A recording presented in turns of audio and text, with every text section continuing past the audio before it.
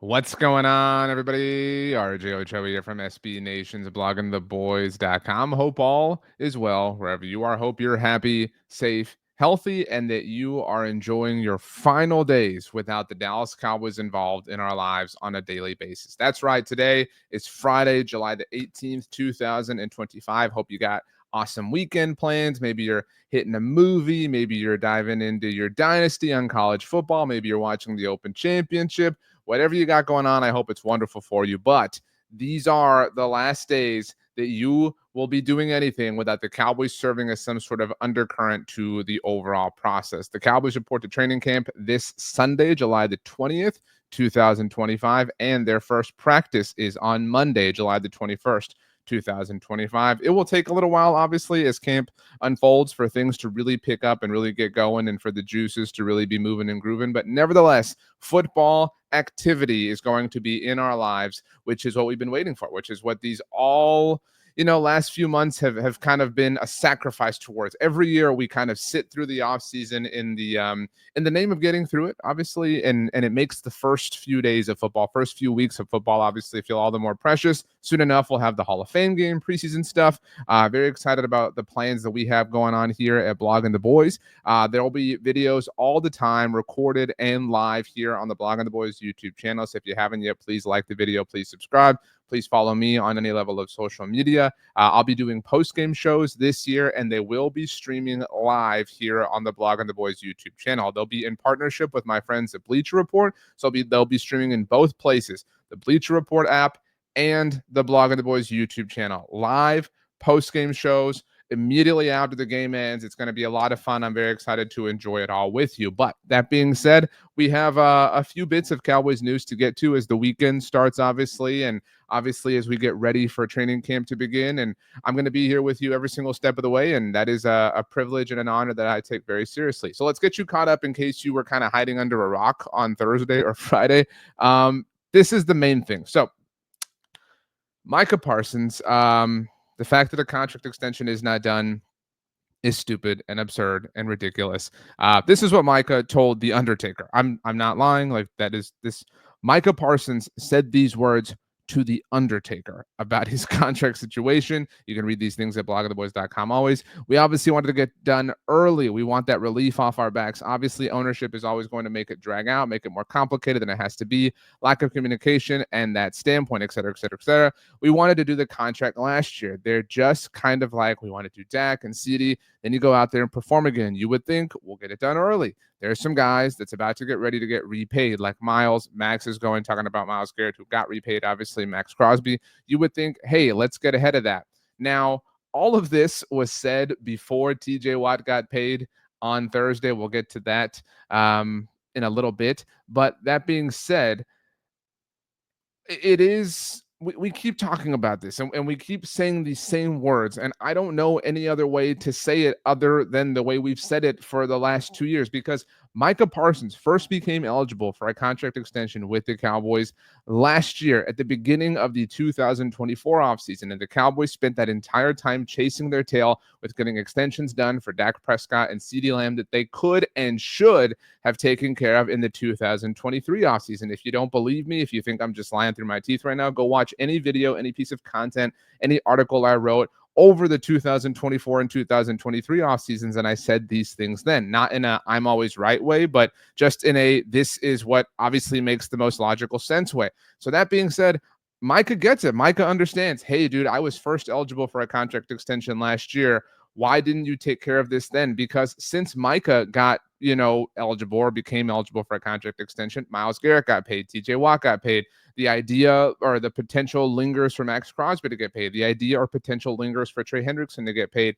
We do not have to go through this each and every single time, but if you buy a house, if you buy a car, if you buy an iPad, I don't care what it is, you have to go pay market rate. And as the next guy gets paid, as Myles Garrett gets paid, as TJ Watt gets paid, as maybe Max Crosby or Trey Hendrickson gets paid, the market goes up. And then Micah's camp is going to ask for the new market rate. So you want to get to it when it is as low as possible. You want to, right now, the Browns are saying, thank God we did the Myles Garrett thing when we did, because look at TJ Watt. And TJ Watt's people are going to be saying the same thing, the Steelers, obviously, when Micah Parsons eventually gets paid. We've seen this story a million times. There are more versions of this story for the Dallas Cowboys than there are Fast and Furious movies. It's ridiculous that we have to annually, every single year, talk about how they are bottling getting an extension done with a player that it makes complete and total sense to give an extension to. And I'm past the point of trying to apply logic to a situation that clearly doesn't carry any. But the ultimate reality is that this is, something that comes down to one of just a few possibilities. One, the Cowboys are cash poor. If that's your conspiracy theory, there's obviously some evidence floating around on the internet to support that. I'm not going to pretend to be business savvy enough to understand it all. Two, the Cowboys care about the attention and the clout. I find that to be preposterous because they are the Dallas Cowboys and they're not exactly starving for attention or clout, but maybe they truly, totally want that much. Three, they are naive or incompetent enough to believe that they can actually win the deal, when literally all evidence, specifically that which they have been a part of in terms of their negotiations with players who were involved in contract extension conversations with them, points against that. It is absurd. It is ridiculous. It is illogical. It is dumb. It is silly. It is petulant. It is annoying that this remains a thing. Now, Micah talking to the Undertaker was one part of the story on Thursday. To kind of go chronologically here, let's take the other part and get you to it. Moving on over to my tabs here at bloggingtheboys.com. Like I said, you should be checking this out all the time, all day, every single day, because we have you covered on the latest and greatest news relative to America's team. All right, this is TJ Watt's deal. This happened like 7 hours after the Micah Undertaker quote was floating around. ESPN sources, this was on Thursday, to be clear, if you're catching this after the fact. Steelers star TJ Watt, etc., the important numbers, and we had a short video go out about this, and I had a video on social. $41 million per year, $108 million guaranteed. You may think it's silly, you may think it's dumb, you may think it's crazy that these players are making this much money, blah, blah, blah. I'm not here to quibble or to argue or to debate with you.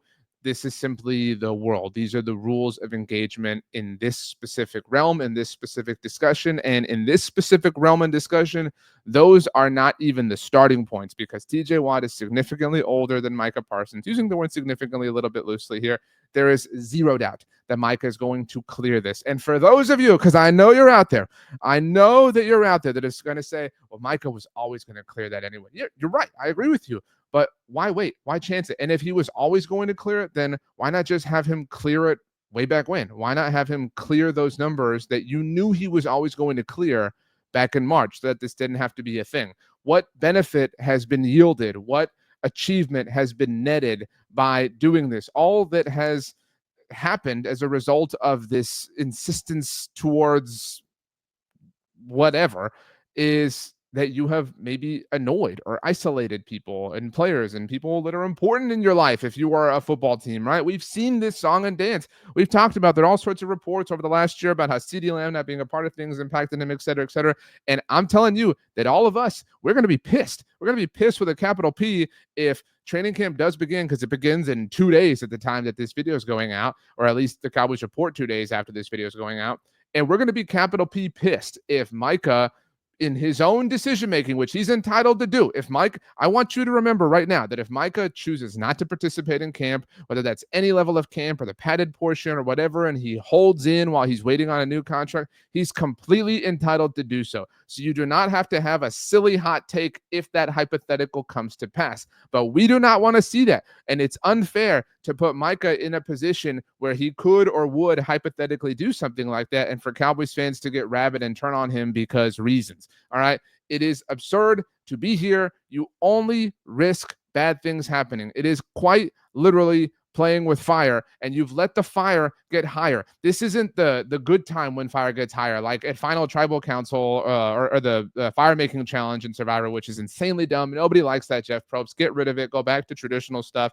It was stupid to ever involve this as a twist in the first place. But we want this fire to shrink. We don't want any fire. We want a fireless world. And that needs to be the goal, the mantra. The Cowboys have done a lot of work, and we've praised them a lot. Go watch any video here on this channel over the course of the last 6 months. They have done things that they deserve legitimate credit for, but they still can't resist stirring the pot when it comes to situations like this for, again, something that carries no logic whatsoever. If there was logic, I give you my word that we would say, look, I mean, it 95% of this might be stupid, but there's that 5% possibility that makes some sense. And maybe they're just clinging to that. That 5% doesn't exist in this situation. There is no 5%. There's nothing but 100% reality that the Cowboys are refusing to face, not just with Micah Parsons, but with Dak Prescott and CeeDee Lamb last year. And soon enough with Tyler Smith or Deron Bland or George Pickens or Brandon Aubrey, the same song and dance. We are trapped here over and over and over and over again. We are Drew Barrymore in 51st States. We wake up every day. We go down to the cafe. We make the little house with the waffles. We talk to Adam Sandler. We drive home. We go paint. We sing the song. We watch The Sixth Sense. We've done it a million times. We're sick of it. All right. That being said, the good news, because there was good news on on Thursday as well. There has been all this drama relative to second round picks that came out of last year's NFL draft because of what the Houston Texans did and fully guaranteeing a rookie contract for their player. Thankfully, some dominoes fell that allowed most, or I wouldn't say most, but we're starting to see more second round picks signed because the door has been opened, the floodgates have been opened. And late Thursday night, the Dallas Cowboys got their deal done with their second round pick, Donovan Ezraku. That deal was officially completed on Friday, according to DallasCowboys.com. So that's great to see. That's awesome. This is one bit of drama. This I do not blame the Cowboys for. This was in no way their fault. This was because of the convoluted world that the Houston Texans created. And I don't even really blame the Texans for this, but I mean, it was just an unfortunate thing that was kind of a holdup for most of the second round picks, almost all of the entire second round. And I will give the Cowboys credit here, like I said, in that the moment it kind of became possible, workable, amenable this week for teams around the NFL to get their second round pick signed. The Cowboys got this done rather quickly. All we're asking is for you to carry the same logic, the same disposition towards kind of literally the entire roster, because I don't know, that's kind of literally the entire job of you people, is to build the most successful football team that you possibly can, because if not, what are you doing all this for? So I digress. Now, all of this was a silly kind of 36 hours for the Cowboys, this Micah Undertaker thing popping up. It really kind of, stoked the flames that were lit. Don't get me wrong, but, really, because the Cowboys are about to be the center of attention for our lives for 6 months, 7 months, it just, I almost tweeted this on Thursday. It kind of felt nice. Like, I'm really mad. And I think it's really stupid the way the Cowboys have gone about this, clearly, but it kind of felt nice to have, like a main Cowboys storyline, which is the goal for them. All right. And I don't want to just like play into that, but it did kind of feel nice, and it felt normal, and we're getting back to normal with football season starting, with training camp happening, with the Cowboys reporting on Sunday, because it's football time, and it's football time here on the Blog on the Boys YouTube channel. We'll have all sorts of stuff available for you all throughout each and every single week. Like I said, live post-game shows returning this season. I know last year was complicated and weird and convoluted. I promise none of it was my fault, and I fought the good fight. I did everything I can. I still don't have any answers on the podcast front. I apologize, but thankfully I have been able to protect our YouTube channel. I've been able to keep this going. It's sacred to me. It's sacred to us. We've put a lot of work into it. I mean, I've been working on this YouTube channel for 7 years now, and it means a lot to me and each and every single one of you that has chosen to give us some of your time, some of your efforts, some of your super chats, things like that. I mean, those things really do mean a great deal to me, and so that's why I fought really hard to make sure this was possible. So anything I do this year, besides guest appearances and things like that, will all be centralized here on the Blog and the Boys YouTube channel, your kind of one-stop shop to see and hear my thoughts relative to this team. You can also get me on any level of social media. You can see the handles right down below, and even further down below in the description, I've got links to all of them if you just want to one click and get over to it. I think that might be an easier thing. There's also a link to my personal YouTube channel there as well, because this is obviously our Blog and the Boys channel. But looking forward to post-game shows, like I said, and those start in the preseason. So 20 at least post-game shows, and hopefully beyond, but with the 3 preseason games and 17 regular season games. So all right, have yourselves a fantastic start to your weekend. Sunday, the Dallas Cowboys report to training camp. Feels good. It feels fresh. Feels amazing. And hopefully next week we're put in a position where we have to do some sort of breaking news, right? Some sort of, oh my gosh, the deal happened, the Micah deal. Let's go ahead and let's talk about it, because if that happens, I promise you we will be here. All right. Thanks everybody so much for hanging out. I hope you eat something delicious. I hope you have a wonderful start and middle and end of your weekend, and I can't wait to talk all things Dallas Cowboys training camp with you once it gets going on Sunday and Monday. We did it. We made it. We're here. Thanks so much for hanging out, everybody. We will see you next time.